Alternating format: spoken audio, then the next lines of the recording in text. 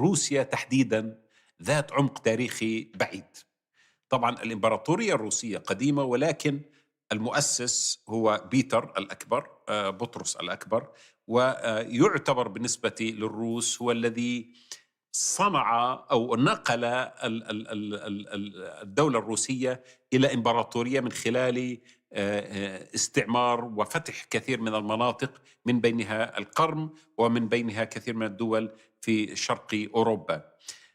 كل زعيم روسي أو إمبراطور فتح أرضاً خارج الحدود الرئيسية للدولة الروسية أصبح رمزاً تاريخياً يشاد به في الوعي الجمعي وفي التاريخ الروسي.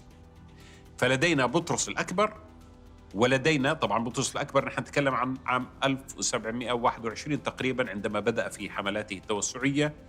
ولدينا كاثرين أيضاً، التي الإمبراطورة كاثرين في القرن الثامن عشر، في نهاية القرن الثامن عشر، التي فعلت أيضا ذلك تحديدا.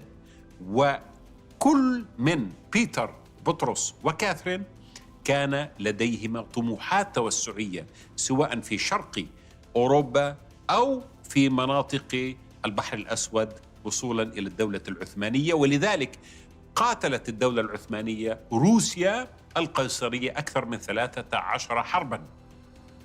وهذا الصدام بين الكتلتين، قلنا في حلقات سابقة أن هناك من دواعي الجغرافيا ومن حقائق التاريخ ما يقتضي، بمعنى أن روسيا حتى تستطيع أن تمكن لنفسها في البحر الأسود، وتمكين نفسها في البحر الأسود ضرورة للأمن القومي الروسي وضرورة للاقتصاد الروسي، لابد لها أيضا بعد تمكين نفسها في البحر الأسود من أن تفكر في كيفية الهيمنة على معابر البحر الأسود أو معبر البوسفور تحديدا والدردنيل، وهي التي تقع تحت السيطرة العثمانية سابقا والسيطرة التركية لاحقا.